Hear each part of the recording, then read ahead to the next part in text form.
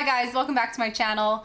Today I am going to do a tutorial on this video editing software that I have been using to edit all my YouTube videos up until this point. It is free to download and it is called VSDC Video Editor. These are the topics that I'm going to talk about in this video, so if you want to skip ahead to anything in particular, I will leave timestamps for everything in the description down below. Okay, so once you have the program downloaded on your computer, you're going to open it up and see a screen that looks something like this. So the first thing I'm going to do is click on Blank Project. So for the project title, you can name that whatever you want. I usually just leave it as Project 1. And then under device, you want to select YouTube because you're making a YouTube video. It'll automatically pick the correct size, which is 1920 by 1080 pixels, and then 30 frames per second. The last thing you can choose is your background color. I usually just leave it black. You can change it any color, but since you're gonna have like videos and photos on top of it, you're never gonna see this color, so it really doesn't matter what you pick. And then just click on Finish. Okay, so the first thing we wanna do is bring a new video file into the program. So we're gonna click over here on this little button that says Add Video. You can either do that or you can go under Add Object, Video.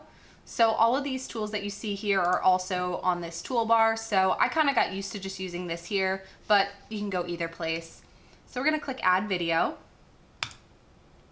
And you wanna navigate to where your video file is saved on your computer, click on the video and click Open.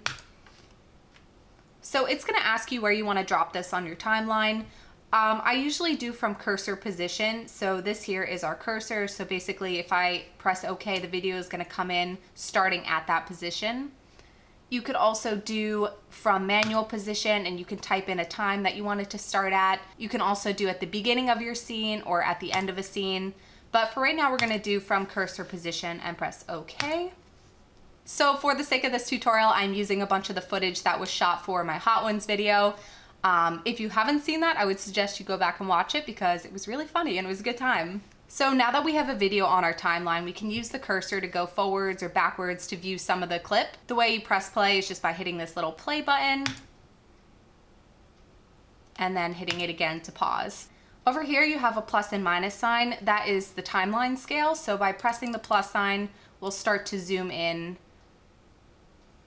on our video file.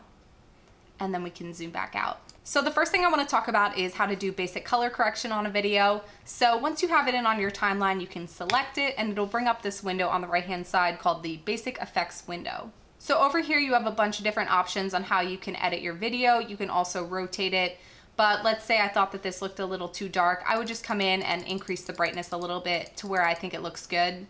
And then maybe I'll try decreasing the contrast just to see what that looks like. So you can play around with all these tools and figure out what you think looks best for your video, but any changes that you make here are going to be applied to the entire video clip. So over here, the brightness is going to be the same as where we just were. So I'm just going to reset these because I'm not worried about the color for this video.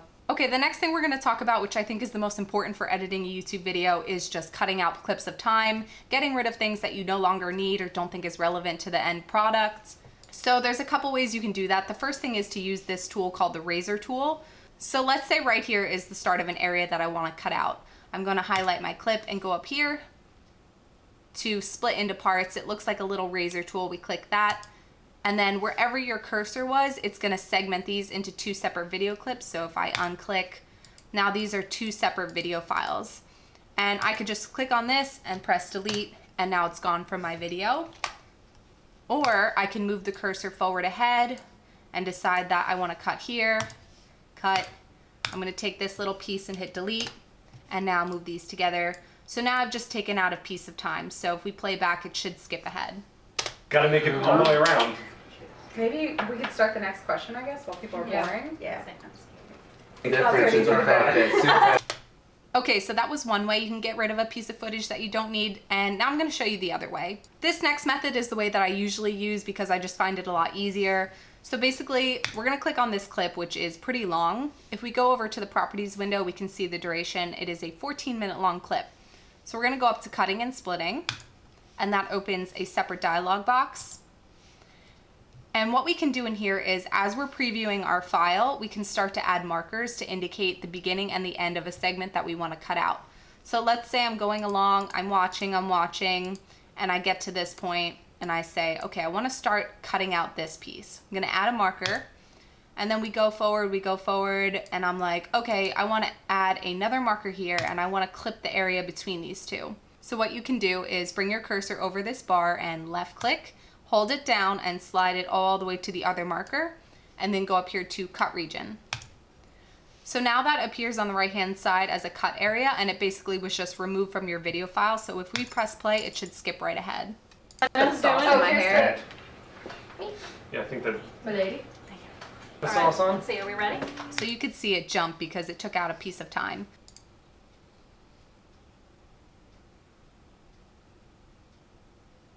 So now let's say you watch it back and you realize, actually, I wanted to cut out a little bit more, or oops, I cut out too much. What you can do is go to the right-hand side and click Remove Area of Deleting.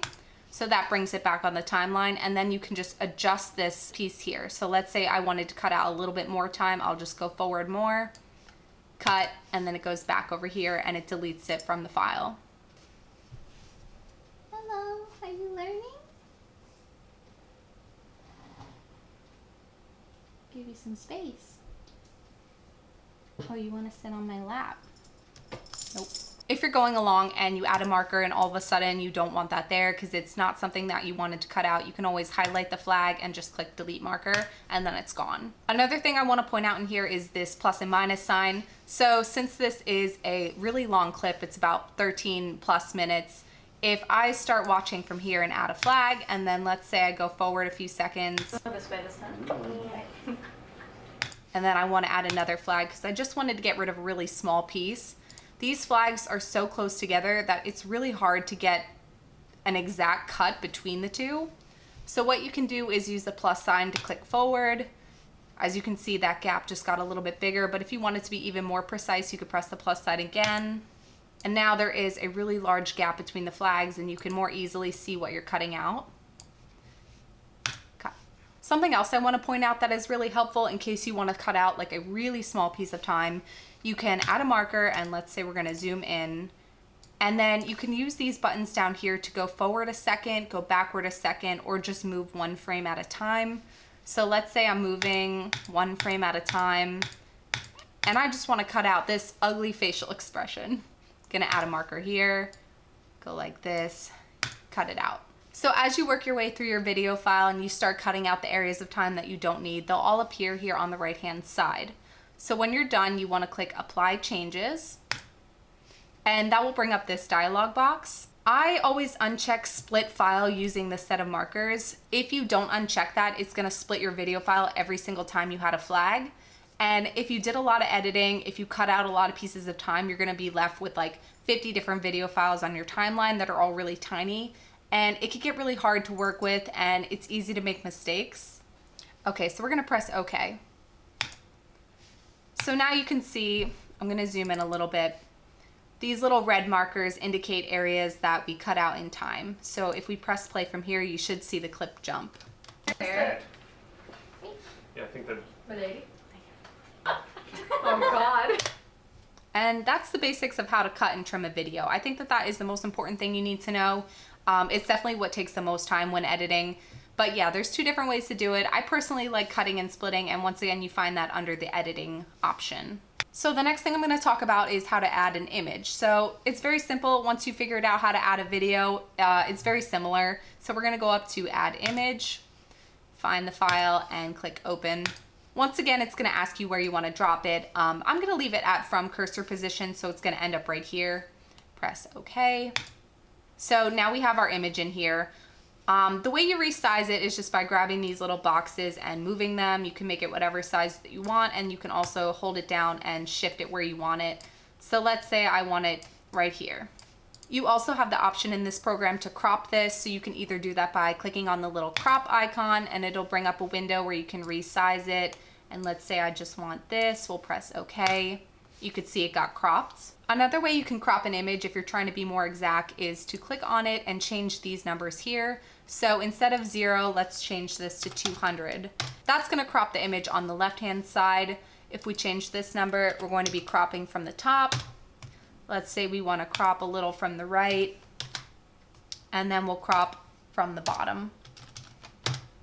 I find that really helpful when I have a couple images in my file that I want to be cropped to the exact same dimensions. So now that we have two objects in our project, we have to talk about layering. It's very self-explanatory, but basically whatever object is on top in this area is going to be shown. So let's say I move this below our video file.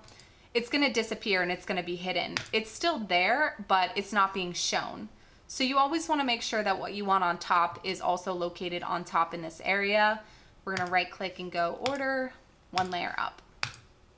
You can also change the duration of this image by clicking here and dragging and holding. You can also change the duration by clicking on the image and going over here to duration. So right now it's telling us it is a 47-second long image, and we can change that to maybe 10 seconds.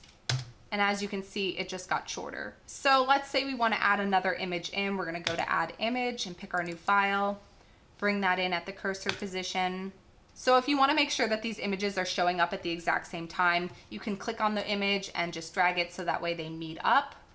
So now they're both showing on screen. I'm just going to resize this and move it so we can see both of them. You could also look at the properties window. So this one is at 754.9. We can click on this one and just make sure it is also at 754.9. So we know that they're going to pop up at the exact same time. Okay, so the next topic I want to go over is how to do a transition. So what I'm going to do is bring another video in. This one was shot from a different angle.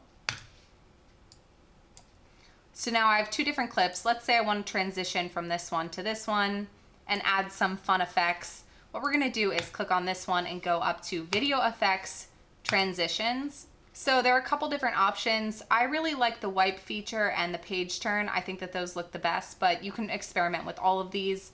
So let's just do a wipe. What we're going to do is make it at the end of the scene because we want this one to be wiped away and the new one brought in. To scene end, okay. And if we zoom in, we can see it's at the end of the clip and it is a 1 second long wipe. So we're going to go over here and rewatch what it looks like. Middle? Like, I want the character. Wait, hold up, I need a recap.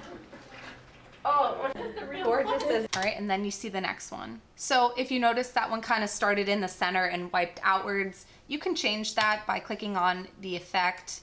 And right now I have it as door and vertical in. We can change this to horizontal in. You can change it to diagonal. I'll show you what horizontal looks like. Recap. Oh, what is So as you can see, it started this direction rather than this direction. One other thing you can do to make the effect different is by clicking on it and changing this from false to true. So we're gonna rewatch it back. Wait, hold up, I need a recap. Oh, what is the So instead of the clip transitioning like this, it's transitioning like this. So you might want to play around with that and figure out what you like best. So right now I'm going to get rid of this transition and I'm going to put in a page turn transition. Video effects, transitions, page turn at the end of the scene. Okay, rewatch this back. Hold up, I need a recap. Oh, what is the real one? So as you can see, when the page turn starts to happen, there is a black screen behind it, and then it starts the next video clip, and that can be kind of awkward for a viewer. So the way we're gonna fix this is we're gonna take this video file, which is at 1753.666. We're gonna move it down one layer. And then since we know that the page turn effect is gonna last for 1 second, we wanna move this video file backwards on the timeline 1 second. So instead of 53.666, we wanna make this 52.666. So that just shifted it to the left 1 second. So now as the page turn effect starts to happen, instead of seeing that black background color that we chose in the beginning, we should see the next video file. Hold up, I need a recap. Gorgeous as always. So that just makes for smoother transitions. It isn't like this awkward black screen that's popping up in front of the viewer. And this trick works for all of the effects. So you can use the wipe effect, you can use the mosaic, the chess, all of these features. You just want to layer it so that way this background video is what's showing next. Okay, the next thing I want to talk about is how to add text. I think it's the easiest thing. It's the most self-explanatory. If you know how to use Microsoft Word, you shouldn't have any issues with this. But basically you want to go over to this little T button and click on that and click text. It's going to ask you where you want to position it. You can do from your cursor, you could tell it a specific time, but once you put it in, you can always move it around. So I always leave it at from cursor position. Press OK. And then you're going to left click and hold it down and drag your box out. And now you have a window that you can start typing in.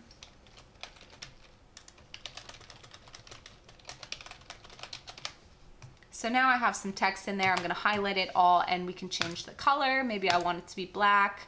You can make it bold, you can make it larger. You can change the font. So all of those properties are here and it's pretty self-explanatory. It really is just whatever your preference is for how you want your text to look. And then like I said, you can always move it around and have it start at different times and then change the duration. I don't need it to go for 19 minutes. Maybe I only want it to flash up for 3 seconds. I'll shorten it to 3 seconds and then it's there. The same thing goes for any shapes. In case you want to add a shape, you can go over here, click add rectangle from cursor position, okay, and then just draw it. And over here is where you're going to change what color you want it to be. Let's say I want a pink rectangle. You could change the thickness of the border. So it really just depends on your creative vision and what you're trying to make. So I'm going to delete these right now because I don't need them. So the next thing I'm going to talk about is how to add music to have playing in the background of your video. I like to add background music to my videos because I feel like it cancels out a lot of like the background noise that's going on or maybe the echo that's in the room. And it also tries to take up some of that like blank space and time where I'm maybe not talking. So the way we add an audio file is just by clicking on this little music icon, add sound, find your file and click open. And we're gonna bring it in from cursor position. So now we have our audio file on the timeline. Right now it is at a volume 0. So I'm going to press play and let you listen to it.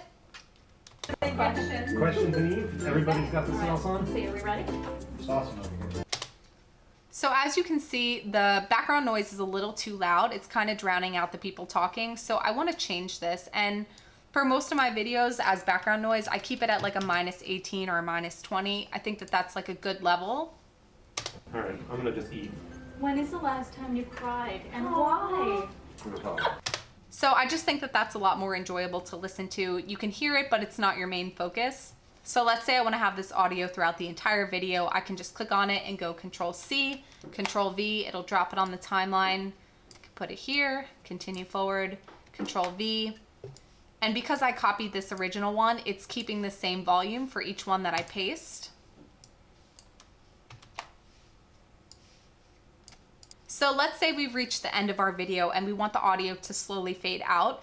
It's something that I've done in most of my videos where at the end of the video, the screen goes black and then the audio just slowly becomes nothing. So the best way that I have found to do this is you want to find the end of your clip by either zooming in and trying to approximately get to the end. You can use this button to move 1 or 2 frames ahead. So now we're at the end of the clip and what we're going to do is click on the music and go to the razor tool so it cuts it in half. And now I want to bump this one up to a -10. And then let's say we're going to continue for a few seconds. And then this is where the video is going to officially end. I'm going to use the little razor tool, cut it again, get rid of this piece because I don't need it. And now for this piece here, we're going to go up to Audio Effects, Amplitude, Fade Out. Click OK. So right now the fading out is 1.5 seconds long, but I want that to last the entire length of the clip. So I'm just going to drag this all the way out. And it's going from 0 to -100. So basically it's going to go from a volume of -10, because that's what I set earlier, and it's going to fade all the way to 0. So we're going to play this back and listen to it.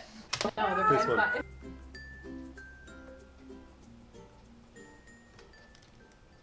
There are a lot of other options for how you can manipulate your audio, whether it's fading in, fading out, trying to eliminate any background noise. And that's just something I think you should experiment when you're in the program. And all of those options are under audio effects, and then you can just play around with these. So the last thing I want to talk about is how to export a video. So let's say we finish editing the video, it looks great, we want to export it so we can upload it to YouTube. You're going to go to Export Project. And then I click on For YouTube. Over here you can change the name and the file path of where you want to save it. 1080p is the quality that I usually use. And then you just click Export Project. Now if you're using the free version, this dialog box is going to pop up basically asking you to buy the pro version, but I just click Continue because I don't want to. And it gets to work on exporting. On average for me, exporting a video takes between like 30 minutes to an hour. I've had videos that sometimes take like 2 hours to export. So I highly recommend that you preview your video file in the program before you export, because if you find a mistake afterwards, it's really annoying to have to go back and fix it and re-export it and wait a couple hours. So always preview your video. So this will do its thing, and whenever it's done, it's gonna get saved in this file path. So that's it. That's the end of the video. I really hope that this was helpful for someone that maybe wants to start editing YouTube videos, or maybe you're someone that's currently using VSDC but you're having trouble with a certain aspect of it. I definitely only touched on the basics of everything, so if you have a question about something in particular, feel free to leave a comment down below or reach out to me and ask me, because I have watched so many hours of YouTube videos on how to use this program and how to do very specific things. So I would love to help someone out if they have a question. Thanks so much to anyone who decided to watch this video. If you want to see more videos I put out in the future, go ahead and subscribe. Other than that, have a great day, and I'll see you later. Bye.